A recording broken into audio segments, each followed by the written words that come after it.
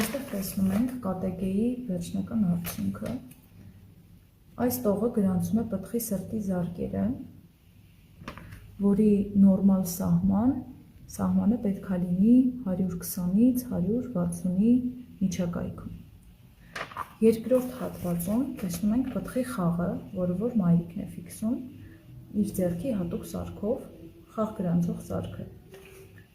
Եվ երրորդը արդեն արգանդի կծկումները գրանցող հատվածն է։ Այստեղից տեսնում ենք, որ արդեն թույլ կծկանքանման ցավեր ունենք։ Ուժեղ կծկանքանման ցավերի դեպքում արդեն ալիքները բարձրանում են բավականին դեպի վեր։ Սա համարվում է նորմալ կատեգե հետազոտության արդյունք։